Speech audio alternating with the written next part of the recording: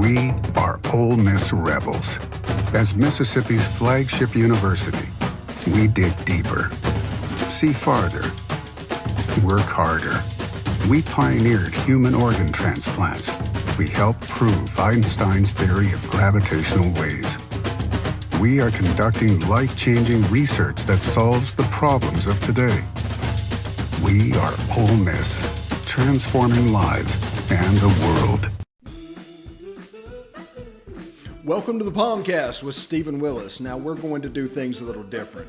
We are going to provide an honest look at Ole Miss athletics for the fan, by the fan, and of the fan. That is what we do. Hell be to me. I'm just kidding. Tune in for some Ole Miss sports news. We're going to give it to you straight.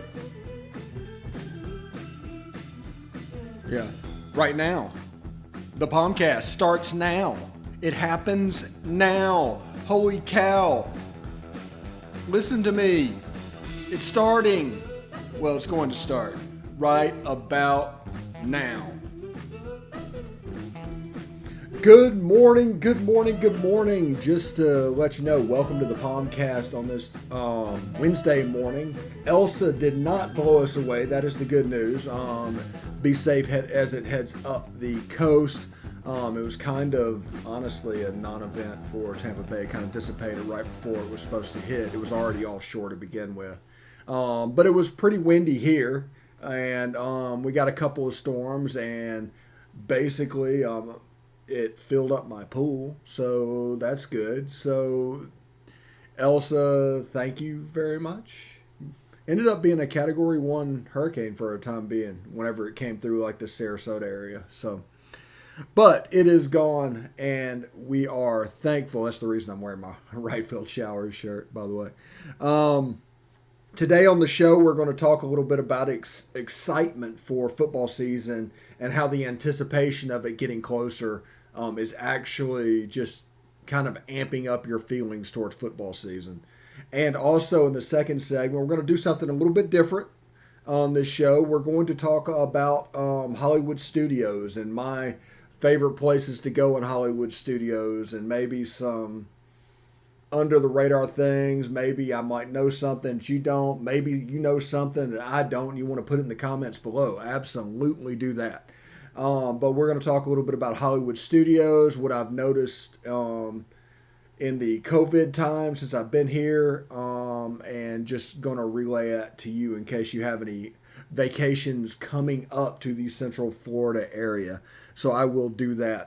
Before we get started, though, I do want to tell you about, if you want to watch the show, it is on Twitter at the Stephen Willis or at the Rebel Walk. It is on Facebook at facebook.com/POMcast or facebook.com/the Rebel Walk. It is on YouTube at Positively Ole Miss. Subscribe, hit the bell. You'll not only know that we're streaming, you'll know what we're streaming about. That's going to be a pretty big thing as far as notifications go. And we're on Twitch at Positively Ole Miss. And we're on Instagram at Rebel Walk. At Rebel Walk. Yesterday's POMcast is closing in on a record for us, getting close to that 3,000 view mark. So I do want to thank you for that. Lots of interesting things, and apparently a lot of people agreeing that a top 50 list without Matt Corral is absolutely absurd. It just absolutely is. Especially when the number one guy has the same skill set with lesser tools. It is absolutely insane. People rank these quarterbacks back in February, and they do it without a whole bunch of information. You know, you saw basically everything was going on with the Mike Bianco stuff and the LSU stuff, and you saw how wrong the media could be. So they're going to find little nuggets of information and try and make themselves seem right, but I mean, wrong is wrong. You guys are all aware of that. But we're on audio. We don't really pimp our audio because it's insanely hard to monetize because it's only like 1/25th or 1/30th the actual views that you get. If you get 100 views, that's only count for 2 or 3 people that are going to listen to your ads, because of the 30-second skip through feature. On every podcast app is designed not to have commercials.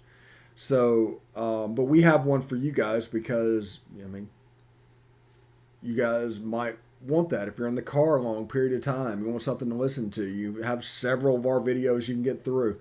We're perfect for a commute home. I understand that. You can catch us on Google Podcast, Apple Podcast, Stitcher, SoundCloud, Spotify, iHeartRadio, TuneIn Radio, and Pandora. We're also on smaller podcatchers, but this is only a 30-minute podcast, and, well, we don't want to run out of time naming them all. But thank you very much for tuning in today. And I was just thinking about a week and a half until SEC Media Days, and the excitement, the anticipation. You're going through the doldrums. You're going through the enlist season. You're going through trying to find something name, image, and likeness to talk about. Also, congratulations to everybody that is getting essentially a logo and putting on clothes. I mean, that's really cool. I don't know if I will personally own it. I haven't seen a logo that I'll personally own. But maybe want to come out. Who knows? And also on the name, image, and likeness, before we get started, there has to be a way for people to crowdsource name, image, and likeness. There has to be some sort of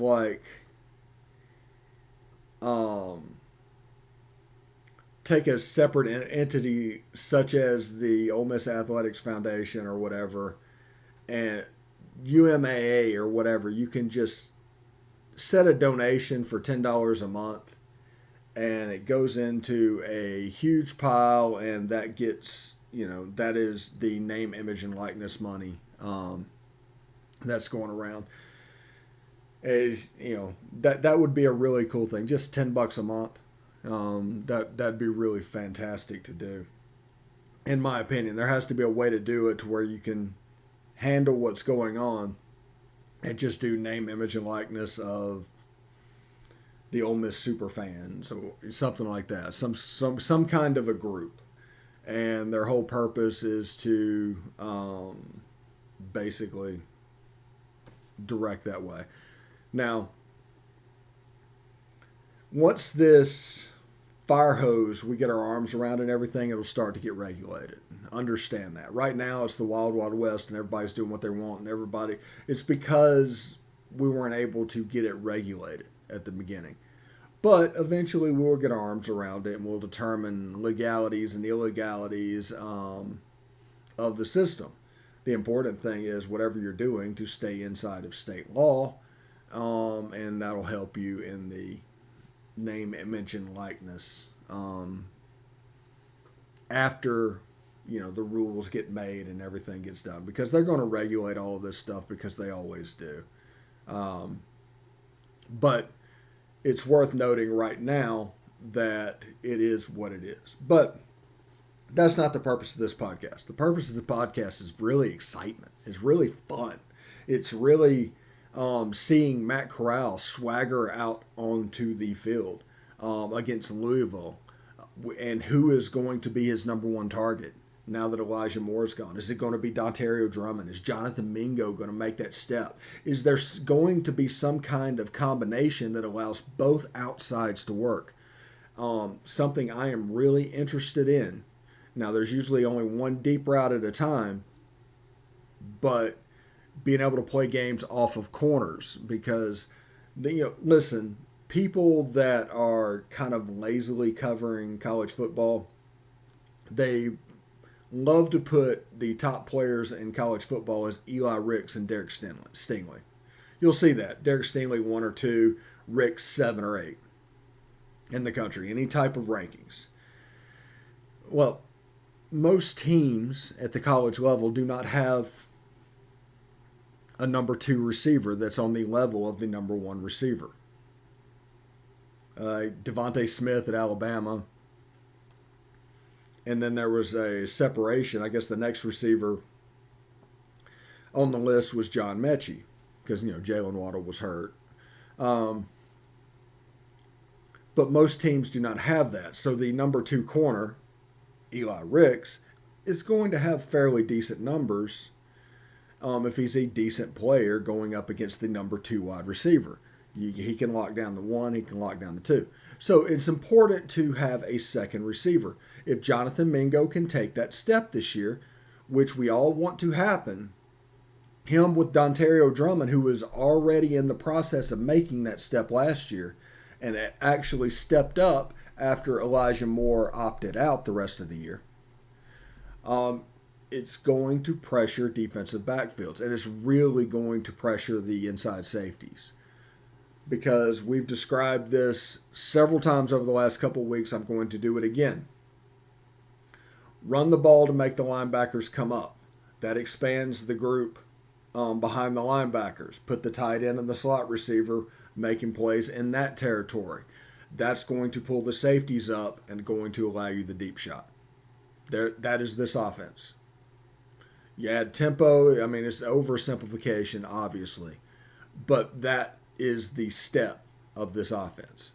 And you're talking about 17, 18-yard gains whenever you're talking about those receivers over the middle, whether the slot receiver or the tight end. I'm interested to see, I think it's DeMarcus Smith step in at tight end potentially this year. I'm interested to see J.J. Henry. I'm interested to see Quay Davis. The battle at the slot position for that. But that is the way this thing is built up. It legitimately is. And that with the knowledge that in the Baylor spread system, which we can't, at this point, we can pretty much call it the Lane Kiffin spread system, because it's almost been Lane Kiffin's as long as it's been anybody else's at this point.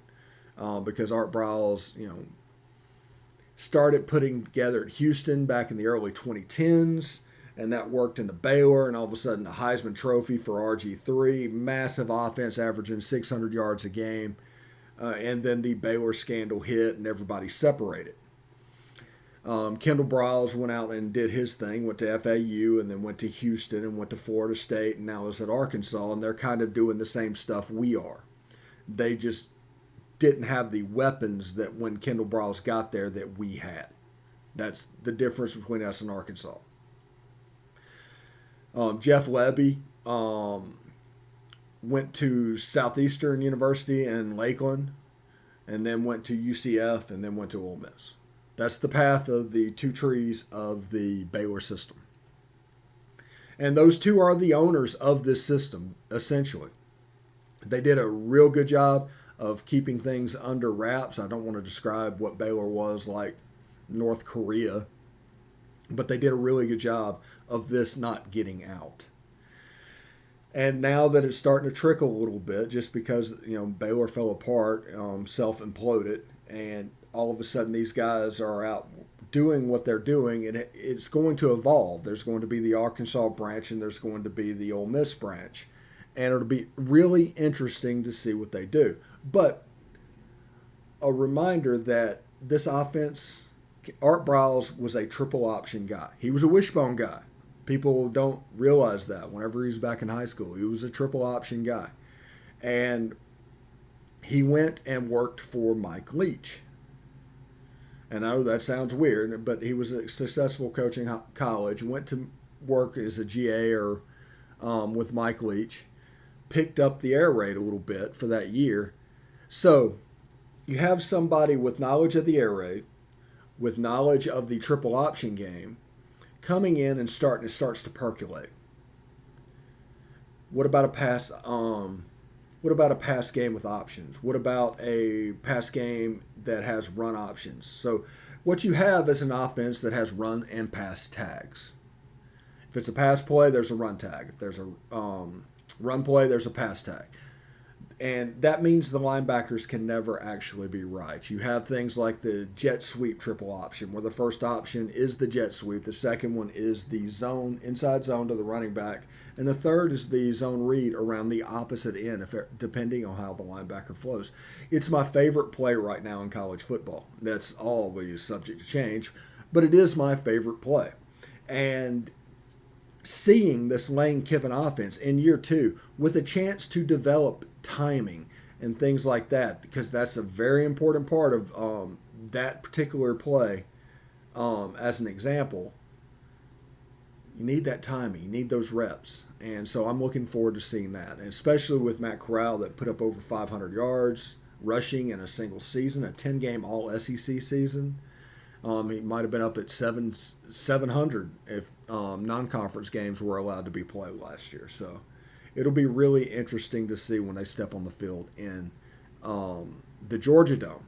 The last time we were there, the Georgia Dome is no more, but Mercedes-Benz Stadium, sorry.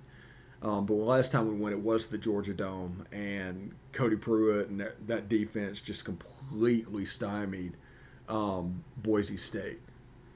And I believe that might have been Brian Harsin. I'm not sure. I'm not sure about the timing there. 2012 was Freeze. Malzahn went there. Yeah, I think that was Brian Harsin, because Malzahn then went to Auburn, and then Harsin got the job at Arkansas State, and then he went to Boise. So that may have been, it was like 1 year things for each coach. So we're going to take a short break. When we come back, we're going to do things a little bit different. We're going to talk a little bit about Disney and people that are going to vacation down here a little bit later on in the year. I'll let you know exactly kind of what's going on at the parks currently. I have a Hollywood Studios trip planned for this Sunday, which should be pretty cool. But we're going to take a short break, and when we come back, we'll talk a little bit of Disney. Hotty toddy.